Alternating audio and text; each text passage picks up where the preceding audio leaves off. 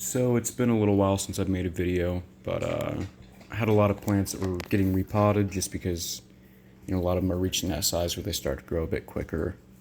On top of that, I had others that got moved from the fridge to the tent to see how they do in there. And then I had to rearrange my tent a little bit just to make some more space, be a bit more efficient. So some things aren't really looking as good as they possibly could.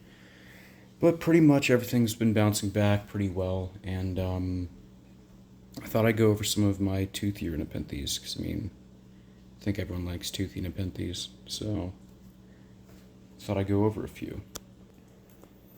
Alright, first up, Nepenthes Hamada. This is AW Clone 2. I got it, I think, as an extra small, maybe 2 years ago, maybe a bit less. Yeah, it's put on a good amount of size. You can tell I repotted it. That's why it's kind of throwing out some weird leaves. Some of the pictures on it are a bit funky. Maybe not so much anymore. I think a lot of them got chopped off, but definitely does not like being repotted, that's for sure. But it's bouncing back. Super dark, super toothy. And here's a Hamada hybrid. This is Hamada cross Singleton variegated. Where is that backwards? Singleton variegated cross Hamada. This one, whenever I got it, I broke off every single root. Potted it up, so it was super slow to grow for a while. But it's putting on size now. Super dark, toothy pictures.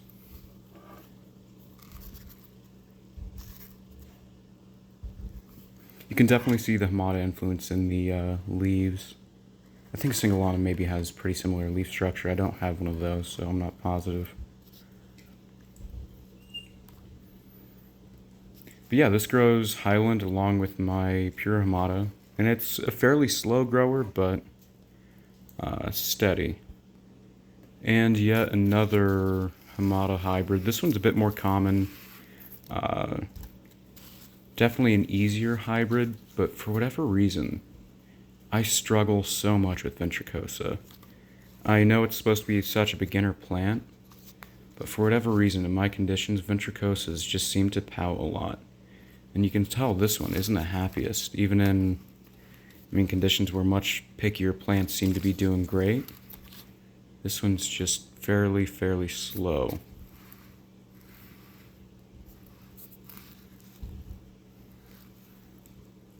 This one is from Carnivoro also. I'm not sure if this is a seed grown or a clone. I want to say it's a clone. Yeah, BE. Looks like it's a clone. Pretty nice plant, though. And the last Hamada hybrid. This is a Hamada Edwardsiana. It's an AW clone. You can see it's got a bit of a funky peristome. This one I moved into my intermediate tent, and it's doing pretty well. It's slowed down for a little bit, put out a couple smaller leaves, but it's picked up now, and I think it's doing fine.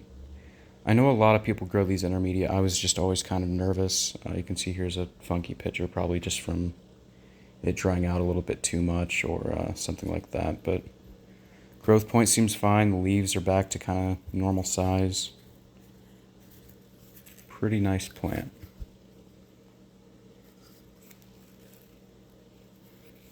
Definitely, I'd say easier to grow than Hamada. This one's definitely a lot quicker, that's for sure. Here we have a Macrophylla. This one was sold to me as a seed grown. I'm not sure who produced the seed. Maybe it's a clone, I don't know. But sold to me as seed grown, and I'm really happy with it. It's grown a lot quicker than I expected in typical highland conditions. Occasional feeding, no real unique care to it. The only thing I do remotely different with this one is I let it dry out pretty well before watering it again. There have been times where this one's been pretty much bone dry for a day or two before waterings, and that really doesn't seem to bother it too much. I try not to let it get too dry, But again, there are times where, I mean, it's bone dry and just totally fine.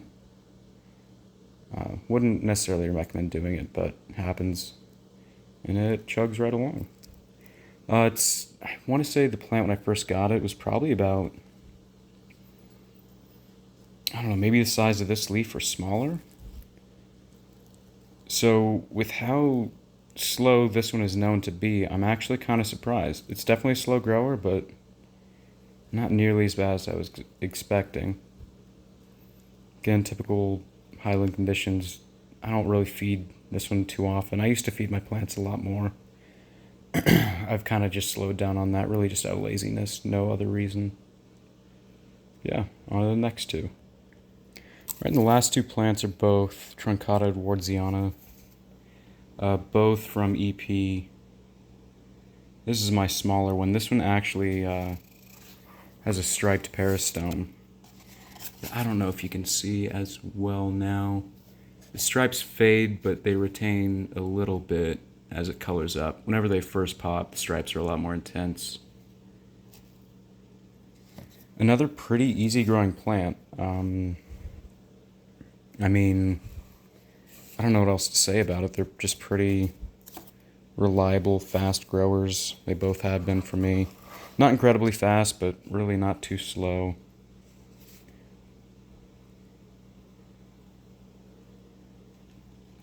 And I love the reds and purples. So yeah. Don't know how long I've had this one, but it's put on a decent amount of size. And the last one is this big Truncata Edwardsiana here. I really, really like this plant. It's got a really interesting texture to it. It's fuzzy, but they're really short hairs, almost like a peach or something, which gives it a very smooth, velvety kind of texture. Here's an older picture. This is its newest here. It'll still color up a bit more.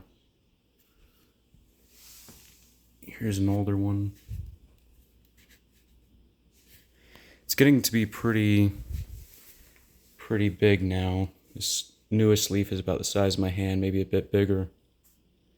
So it's a pretty decent sized plant now. I've had this one for maybe a year and a half or so. Very happy with it. So yeah, I think that's about it. Nothing too crazy. I just wanted to show a couple of toothier plants. I think most people like those, and just thought I'd show the progress on them. So yeah, bye.